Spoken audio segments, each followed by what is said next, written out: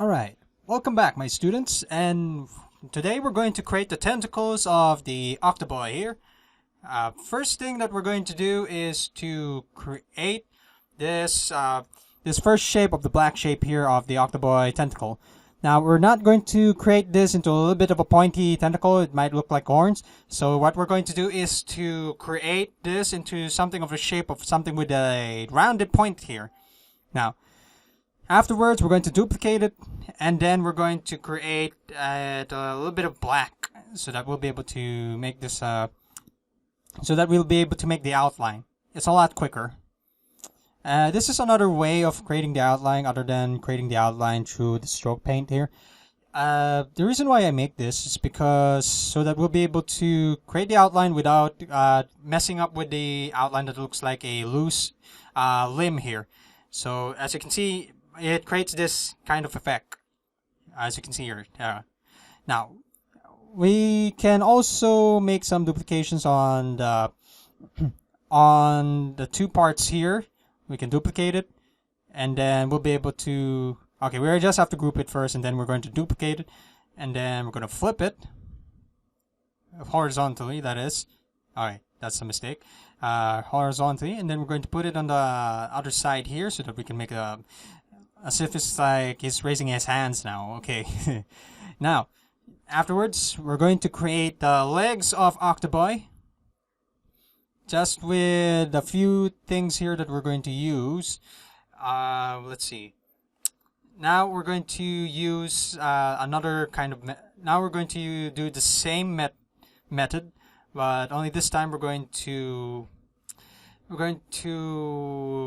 make this vector here, a different kind of vector, with this same pen. Now we're going to drag it here along this line, but no worries if you have any, if you feel it doesn't, if the shape doesn't feel right, you can always adjust it to the side here, and then create this shape into something a little bit different. We can adjust the width and the size. If it still doesn't work, you can always erase it and find another. Find and create another leg for Octoboy here. But first, we're just going to save this to as Octoboys. You should always remember you have to save your works, because if you don't save your works, it will be erased. You should always remember to save it, because it will save you the trouble of losing your files and most of your hard work. So it's always constantly remember to save, because there are some emergencies that in case your computer shuts down accidentally or unintentionally, or some circumstances that made it do so, you'll be able to retain some of the important files there. So in case the computer is there's a shutdown computer, you can always choose to get a backup on this. That's what I always do with all my works, because if you lose a work, it's kind of a hassle of trying to make another one. But instead of making another one, you can always prepare. You can always do some necessary preparations in making the saving more files and then backup files. Because as a designer, it's really important that you always have a backup file when it comes to your works, because your work is the very bloodline of an artist. So you have to always keep on guard when it comes to these kinds of accidents, so that you won't have to so you don't have to experience these kinds of inconveniences when this happens. Okay, now back to making this work. Back to making the limbs of Octoboy. We're going to group this first, so that we can save the trouble in moving it one place or another. Okay, we're just going to move it a little bit lower, so that we don't have to accidentally select Octoboy's upper portion here. Now, okay, now we're going to move Octoboy's leg to the which side is convenient. Okay, now we're just going to move this a little bit to the bottom, so that there won't be any trouble when it comes to blending it in with Octoboy's upper portion. Now, let's move Octoboy to. Okay, we're just going to group that first. Now, let's move Octoboy's leg to the right side, which is this one. Okay, good. Now, as always, we have to duplicate it, and okay, we just made a little bit of a skip here, but no worries. It's still the same thing that we're going to do. We're just going to duplicate it and try to rearrange it as properly as possible, so that Octoboy can have its can have a symmetrical portion of the legs. Okay, now afterwards, once we've managed to do that, we can always do these kind of corrections as well. Okay, if you're going to make any modifications, all you have to do is double click the lower left portion here when it comes to the shapes. Okay, I forgot to select that, and then double click, because in order to, okay, we're just going to make another shape. Okay. Alright, let's try that again. What I'm doing is trying to erase this this portion here that has some kind of black dot in it. So, okay, it's already gone. So now we're going to create Octoboy's little bit of a flat portion here. So that's what we're doing right now. Well, as of now, it's Octoboy's upper portion seems a little bit off. So what we're going to do is to create this flab-like portion in the middle, so that it would look like it has a belly, instead of having this weird proportion here of the mouth being too close to the bottom portion. But no worries. Okay, but first we're going to create 6 limbs for Octoboy, since octopus means 8-legged. So octopuses have 8 legs. So what we're going to do is to create 8 legs first. Now we're just going to move this tree. We're just going to move the legs here a bit, so that we can change the proportions here. Now, okay, it takes a little bit patience, but no worries. We're almost done with this. Okay. Now, okay, it's a little bit tricky to make this, but no worries. I'm just going to come up with a plan so that we'll be able to create the right legs for Octoboy here. Now, remember, it's always important that you always have a vivid imagination of all the things that you do. Best strategy is to always try to research on different kinds of genres, inspirations. Try to have different kinds of influences when it comes to creating characters. This character here that I just made is Octoboy. It's a self-made character that I just made. It's based on a lot of research when it comes to cartooning, when it comes to different kinds of genres such as anime, Marvel Comics. You should always try to experience different kinds of genres of art, because most of the time, that's where you get inspiration, a unique kind of experience, where you can bring new content to the field of art. Because it's always about trying to do something new and trying to bring something new to your audience. More particularly, that's what you do in the field of art, or in the field of any kind of field in general, even in art and in businesses. That you always have to bring something new on the table, so that you'll be able to be in a business term. You always have a one step in the game.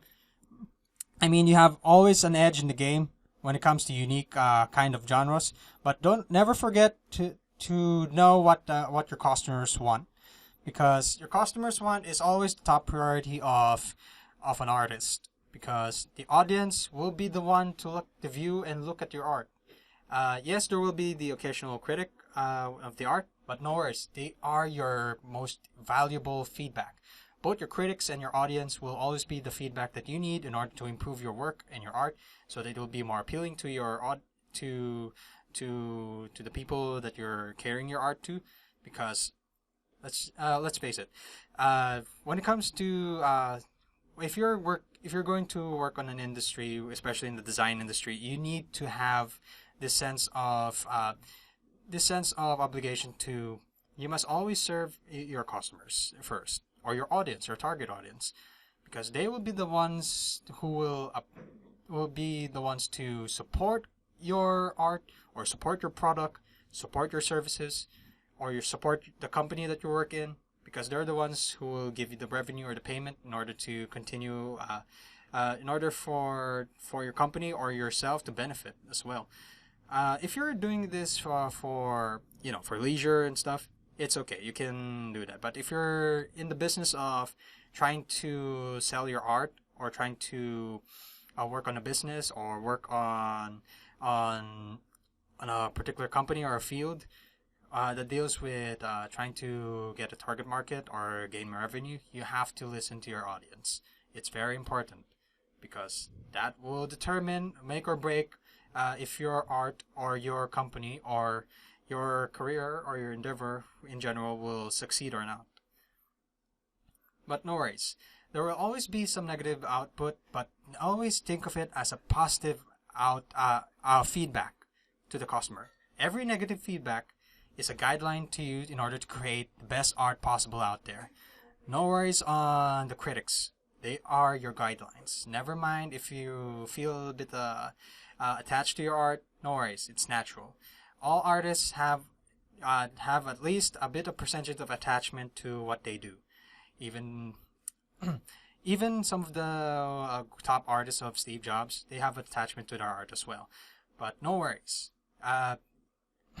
No worries. They got over that, and they managed to create great art. If you're working on a team, never always assess. If you're working on a team, if someone says something bad about your art, always you can always assess why did they say that in the first place. Always assess that, and at the same time, if I'll always look at it as always. I always said always. Look at it as a positive way of improving your art. I can't emphasize that more. I've been saying that a couple of times already on this lecture, but it will help you greatly when it comes to this endeavor. So, okay, now we're almost done with creating the Octoboy here. Now, we're just going to create this little bit of wrinkle with Octoboy so that we can make this feel of a creature with a little bit of flesh of some sort. Okay. Alright, a little bit of whisker here since Octoboy, let's face it, Octoboy looks like a mutant with a little bit of kawaii eyes here. But no worries. We're just going to create. Since this is a cartoon, it really depicts this friendly feel when it comes to a particular target audience, because it's important to always know what appeals more to your customers. If your customers are appealed to kinds of things that are light, fuzzy, warm, and something that is between something downright adorable or something downright cute, you can always create something that's similar to Octoboy here. Or if your customers are catered to, they prefer something that's dark or something extreme, you should always try to do some extreme types of genres or drawings here so that you'll be able to cater to your customers better. Okay, now we're almost done with we're finishing Octoboy here. We're just going to erase some of the dirty parts here. Some of the excess drawings and some of the excess sketches here. Okay, we're just going to pick this and then erase it, but okay, it's not letting me. Okay, I'm just going to put it under. No worries, it's still the same. And alright, we're just going to make some adjustments to its mouth as well. And okay, we're almost done. Since we managed to create all of the parts of Octoboy, it's almost complete. I'll see you in the next lecture, and happy designing. Okay, I can see a little bit of parts here, so we can make a little bit of adjustment. Okay, that's good. Now, once again, I'll see you in the next lecture, and don't forget to save and make a PNG file on this, and happy designing once more.